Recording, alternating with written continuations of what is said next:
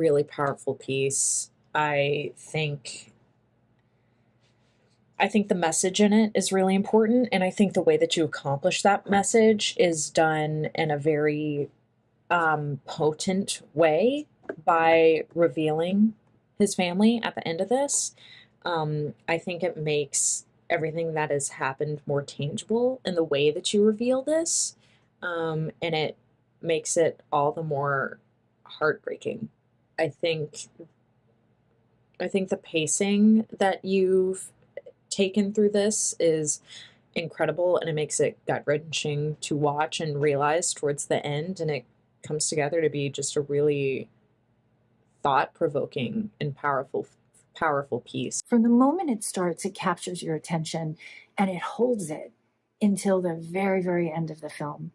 The director of photography, he really understood black and white and how to make black and white, all of the midtones and the textures, and he just made it so gorgeous and interesting.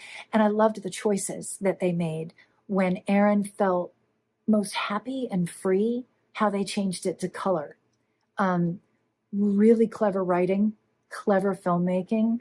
The way that they wrote this was so meticulously crafted.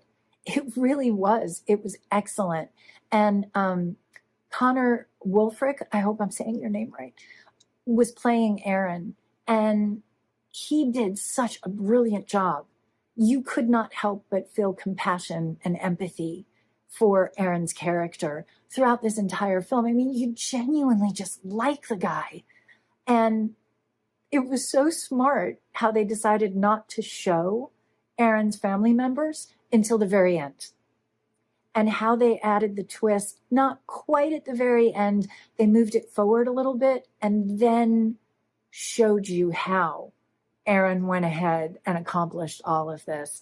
Yeah, I think this film, watching this, it actually is something that inspires you to be a better human being in how you treat other people, and that our words are damaging, they're hurtful. And it takes a really sensational film to be able to inspire that in audiences. It felt like a Brothers Grimm fairy tale, um, in the sense that uh, it very much reminded me a lot of the evil stepmom uh, story trope that you usually get from these type of fairy tales. Um, and it was used in a way to tell a story about transitioning and identity. Uh, what I also find fascinating about this short was how it tells its story out of order. So we're constantly jumping around in terms of how much information we know. I found it very creative how Censure uses color to encapsulate emotion. 98% of this film is in black and white because our main character, Aaron, is absolutely miserable. But the one time we see color, the one time the film is in color, is when they are alone and they are themselves. That is the one time there's color because it is the one time they experience happiness. Uh, and then the moment that bubble is burst, everything goes right back into black and white. Even at the end, when uh, Aaron thinks they got what they wanted, it's still in black and white because at that point the damage has already been done.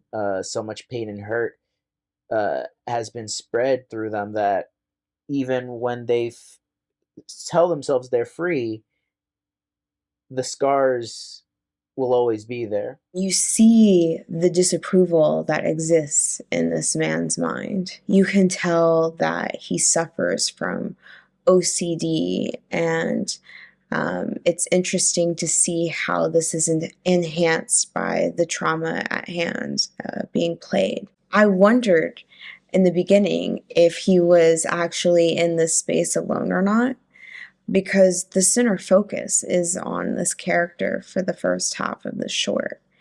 And you get to see him essentially talk to shadows, so to speak. That's usually the only element in the beginning part of this piece that really opens you up to this world. And you can tell that his OCD tendencies are extreme as he touches the lights, as he tightens up the change in his little area. And you can see the disapproval at hand, right? He's fighting with his own mind. And these moments of disapproval, is it in his own head? Were they really like this?